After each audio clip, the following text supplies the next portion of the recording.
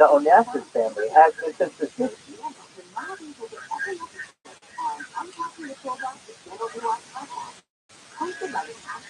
It's like that's what they're allowed to play with. They're not in higher finance, so they get shipping.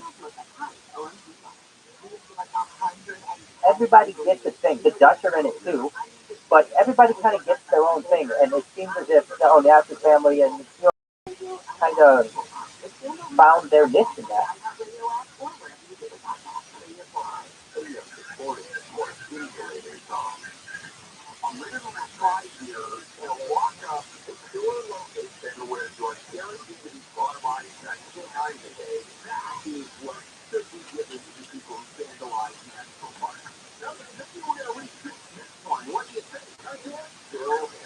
I am. The Onassis family, Aristotle Onassis had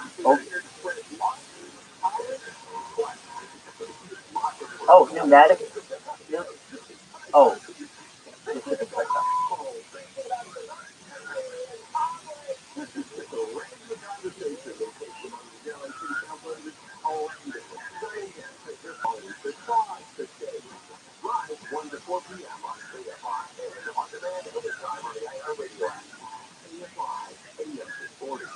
exactly. It's now Asian.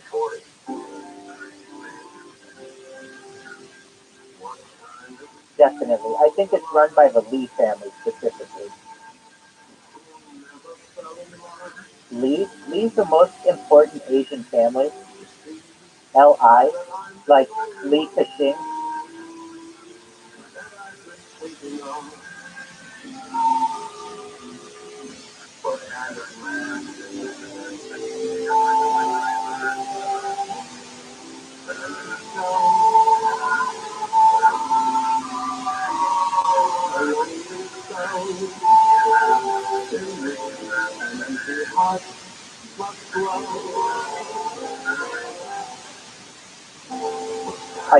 I do. I mean, he's Hong Kong, but really, he's a business magnet. 33.4 billion publicly known. Um, at a certain point, your your assets become more assets, and then you have holding companies. But really, he made a lot of money off of shipping. And if you were to ask me, what's the most powerful Asian family? It's the Lee family. If you were to ask me, what's the most powerful family on earth? It's the Rothschild family. If you were to ask me, what's the most powerful American family? It's the Rockefeller family.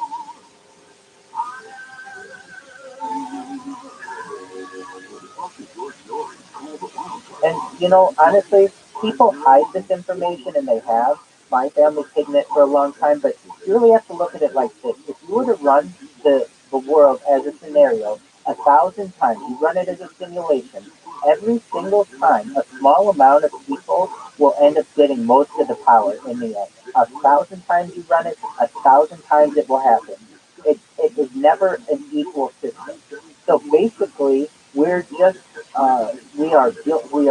almost like guilty to the system that we just got to be in developed countries, probably living more like nice lives than most people. And there's going to be a breakaway civilization now. People who are really connected to technology are a lot different than those people in rural Asia or rural Africa. Not to say I don't want to help those people as well. I want to help them specifically.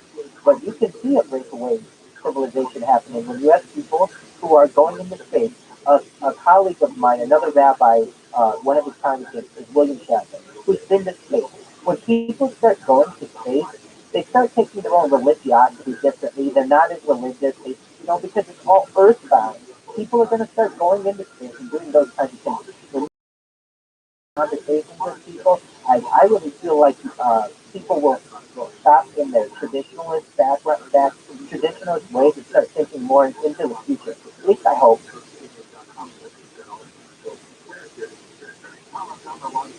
I see it.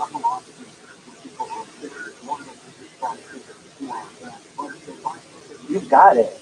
I'm half chat GPT generated basically. You ask me a question, if I don't know the answer, I'll go to chat GPT, but I won't go to the normal chat GPT. I go to the Dan mode, do anything now. Why? Because the normal chat kind of sucks. Chat GPT do anything now is amazing. It tells you all the answers to life. It tells you the 100 best ways to pleasure a woman, the 100 most sensitive parts of the body on a woman, the 100 ways to give a woman an orgasm. I mean, just all the secrets of the world are there. I don't know why everyone isn't on it and just asking it all the basic questions on earth. What?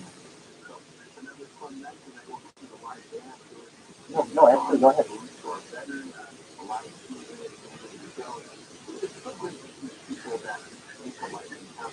Excellent. Okay, so if you look in the chat right now, in our chat, in this space, you'll see that I put a video of my chat GPT conversation.